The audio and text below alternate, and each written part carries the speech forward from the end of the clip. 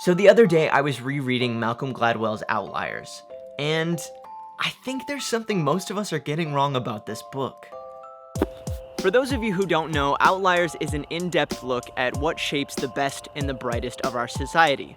Are there factors that we overlook or take for granted that lead to someone's success? For starters, Gladwell begins with saying that outliers are made when an individual with incredible talent puts in an incredible amount of effort. More specifically, Gladwell says that 10,000 hours of deliberate practice leads to the mastery of any skill.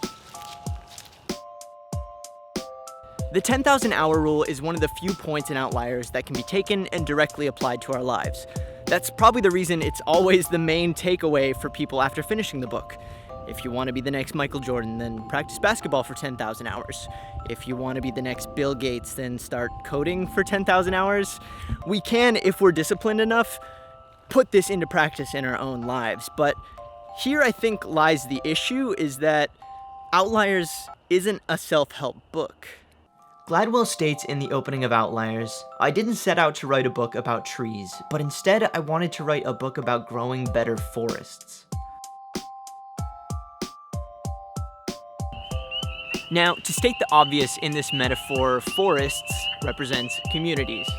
And I think that's what makes Outliers so unique, is that it's not a book talking about the habits and disciplines of successful people like so many other books are, but it's looking at the beautiful accidents, the cultures, and the ladders of opportunity that have allowed gifted, hardworking people to rise and become successful.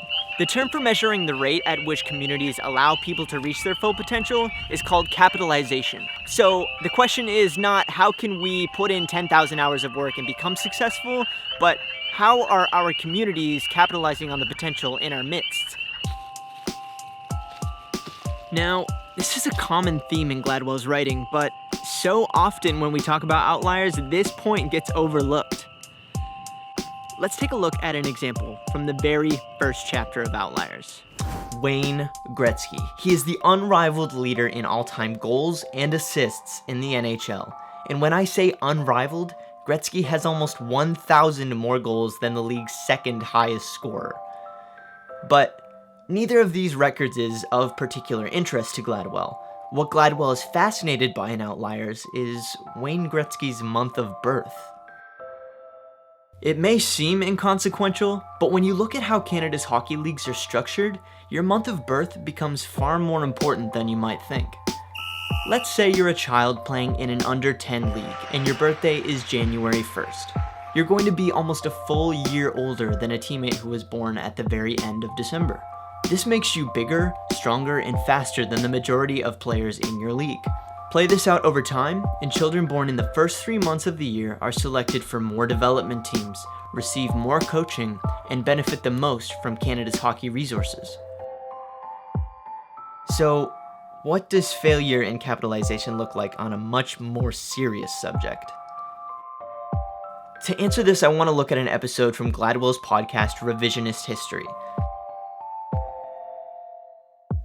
Gladwell explains there are 35,000 poor children a year who flat out ace their SATs and go completely unnoticed by top universities.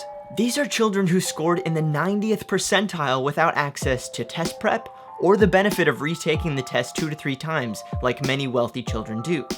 This is to say nothing of the thousands of gifted elementary students whose hunger for learning is starved out by underfunded schools, lack of opportunity, and even basic access to books. That's tens of thousands of brilliant young minds whose talents are missed each year by a complete failure at capitalization. The question we should be asking ourselves as we read Outliers is, how do we build smarter communities and stronger ladders of opportunity?